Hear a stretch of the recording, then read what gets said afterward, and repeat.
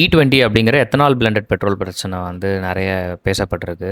இந்த வாரம் மட்டும் நிறைய ஆர்டிகல்ஸ் இந்தியன் எக்ஸ்பிரஸில் வந்து கார் மேனுஃபேக்சரர்ஸே முன்னாடி வந்து இப்போது டொயோட்டாவோட கண்ட்ரி ஹெட் விக்ரம் என்ன சொல்கிறாருன்னா, இந்தியாவோட ஃபியூயல் ஃபியூச்சருங்கிறது இப்படி தான் இருக்க போகுது. ஒரு 3லேருந்து ஒரு 5% எஃபிஷியன்சி தான் டிஃபரன்ஸ் இருக்குது. இது ஒரு பெரிய பிரச்சனையே கிடையாது. எங்கள் கார்ஸ் எல்லாமே இன்ஜின்ஸ் எல்லாமே அதுக்கு கம்ப்ளைண்ட் தான். ஈவன் ஃபார்முலா 1 கார்ஸ்லேயே வந்து எத்தனால் பிளெண்டட் ஃபியூவல் தான் இருக்குது அப்படின்னு சொல்கிறாரு. நிதின் கட்கரி என்ன சொல்கிறாருன்னா, நமக்கு இருக்க பெரிய பிரச்சனை பொல்யூஷனு, ஃபியூயல் எமிஷன். இதை பற்றி யாரும் பேச மாட்றாங்க. இதுக்கு அகெயின்ஸ்டாக நிறைய லாபி பண்ணுறாங்க இண்டிவிஜுவல்ஸ் அண்ட் குரூப்ஸ். அவங்களுக்கு என்விரான்மெண்ட்டை பற்றி கவலையே இல்லை.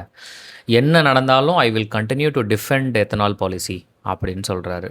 அதுக்கான ரீசன் என்னன்னு நமக்கு தெரியும். இந்தியா மாதிரி ஒரு மார்க்கெட்குள்ளே, நம்மளோட பாப்புலேஷனுக்குள்ளே ஒரு 2 வீலரோ ஒரு 4 வீலரோ அன்றாடம் வேலை செய்கிறவங்களுக்கு எவ்வளோ முக்கியமானதாக இருக்குதுன்னு நமக்கு தெரியும். இப்போது ஒரு 2 வீலர் மட்டும் இருந்தால் போதும், ஒரு கிக் ஒர்க்கராக மாறிட்டு அதில் கொஞ்சம் சம்பாதிக்கலாம் அப்படின்னு நினைக்கிற பெண்மணிகள் இருக்காங்க, பசங்க இருக்காங்க, படித்து வேலை இல்லாமல் நிறைய பேர் இருக்காங்க. அதுக்குள்ளே மைலேஜ் வழியாகவும் ஃபியூயல் எஃபிஷியன்சி வழியாகவும் நம்மக்கிட்டேருந்து இப்படி பணம் பறிக்கிறது வந்து என்னன்னு நம்ம சொல்கிறதுன்னு நமக்கு தெரியல. கார் மேனுஃபேக்சரர்ஸ் வந்து ஓப்பனாக அதை டிஃபெண்ட் பண்ணுறாங்க. E20 இல்லை, இதுக்கு மேலேயும் வந்து எத்தனால் அதிகமாக பிளெண்ட் பண்ணப்பட்டாலும் எங்களுக்கு எந்த பிரச்சனையும் இல்லை, நமக்கு எந்த பிரச்சனையும் இல்லைன்னு வாய் வழியாக சொல்கிறாங்க. இதை வந்து ஷோரூம்லேயும் சர்வீஸ் சென்டர்லேயும் சொல்லுவாங்களா? இதை யார் வவுச் பண்ணுவா அப்படின்ற கேள்விக்கு பதில் இல்லை.